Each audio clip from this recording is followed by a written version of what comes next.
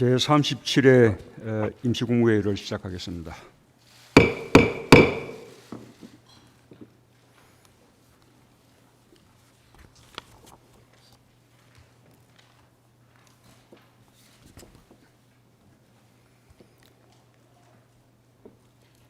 오늘 국무회의는 내년도 예산안과 중기재정계획 국회 제출을 앞두고 정부안을 확정하기 위해 소집했습니다.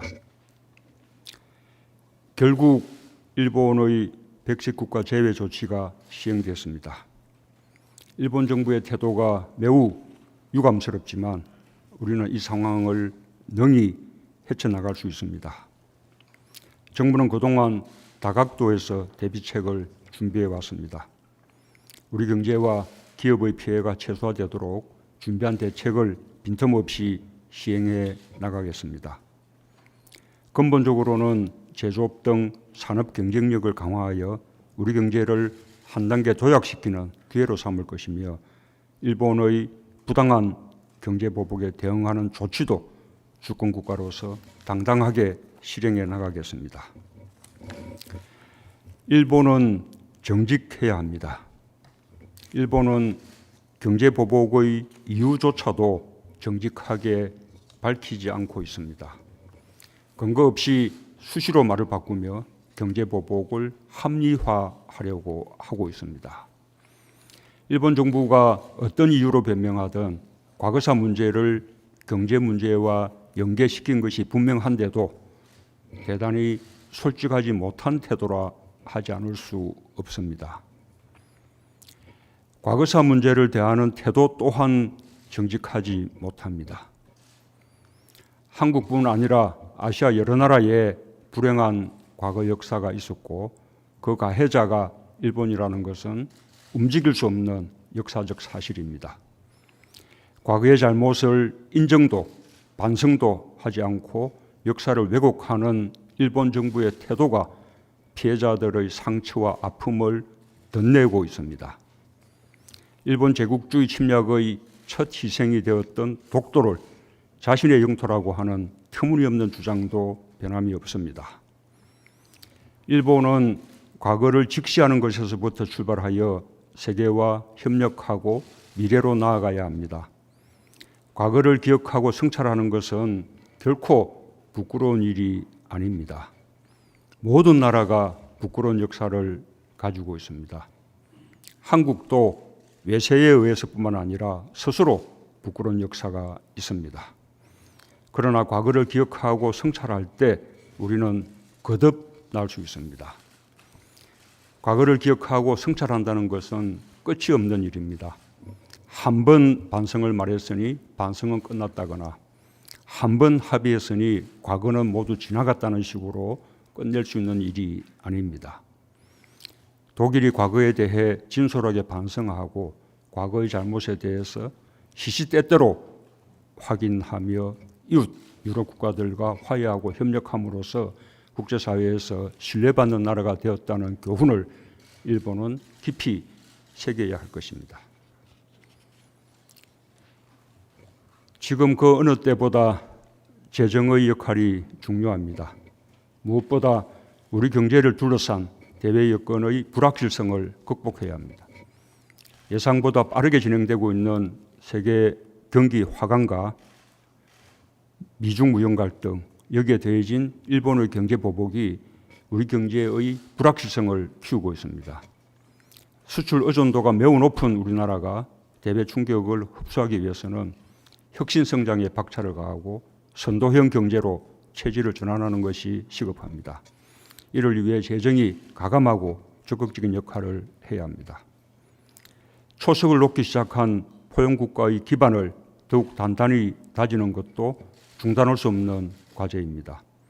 경제가 어려워질 때 재정 지출을 늘려 취약계층을 보호하고 저소득 국민의 소득을 늘리는 것은 재정 본연의 기능입니다. 지난 2년간 정부의 재정 투자는 많은 긍정적 변화를 이끌었습니다.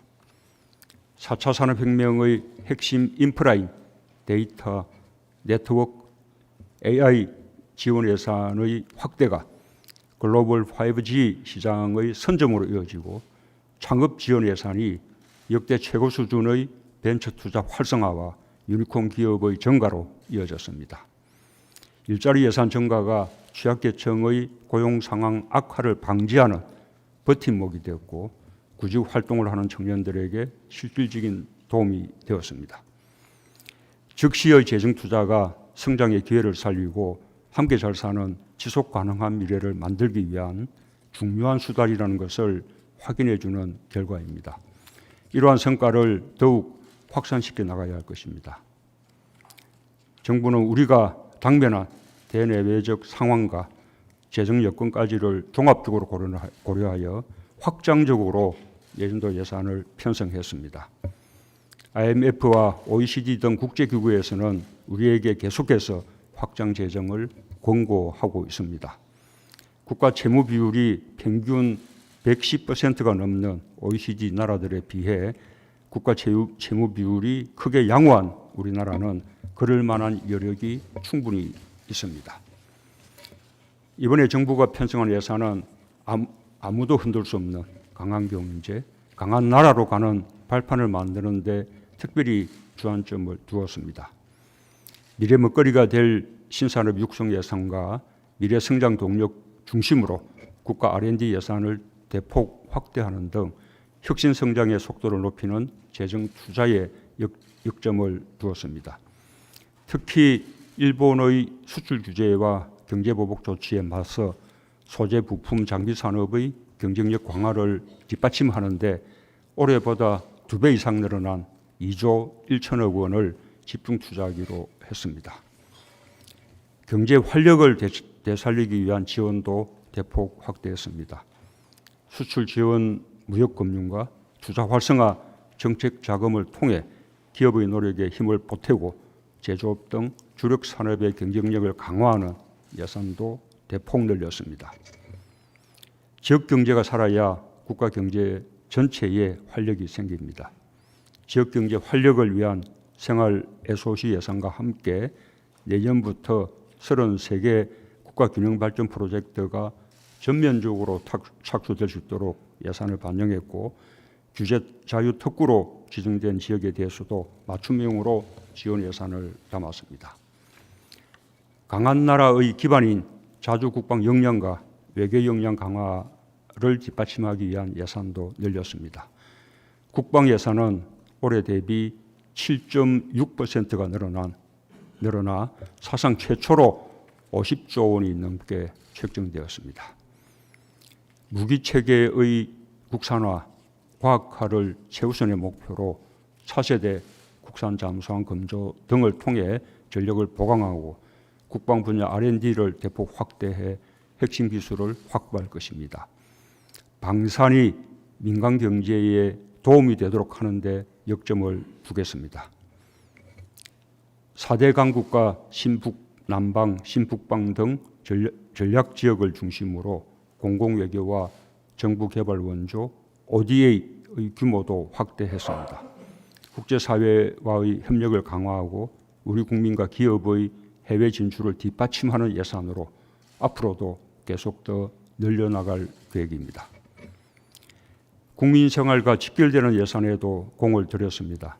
사회안전망과 고용안전망의 사각지대를 최대한 줄이기 위해 기초생활보장제도 부양 의무자 기준 추가 완화와 국민 취업 지원제도 시행 예산을 반영했습니다.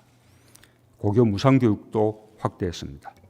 어르신과 청년, 영세 자영업자들에 대한 지원도 확대합니다.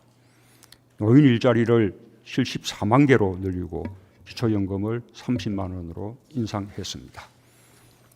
청년 주거 지원을 강화하고 추가 고용장려금과 청년 내일 체험공제 수혜 대상을 대폭 늘려 일자리 지원을 확대하겠습니다. 영세 자영업자와 소상공인을 위한 융자 지원을 확대하고 골목 상권 활성화를 위해 지역사랑 상품권과 온누리 상품권 발행 규모를 확대했습니다. 국민 안전 예산도 대폭 늘렸습니다. 미세먼지 저감을 위한 예산을 2배 이상 늘렸고 붉은 수돗물 문제 해소를 위해 스마트 상수도 관리 시스템을 도입했습니다. 재정은 국가 정책을 실현하는 수단이고 예산안에는 우리 사회가 가야 할 방향과 목표가 담겨 있습니다. 일본의 경제 보복 와중에 강한 경제, 강한 나라로 가기 위한 정부의 특별한 의지를 담아 예산안을 편성한 만큼 앞으로의 과정이 중요합니다.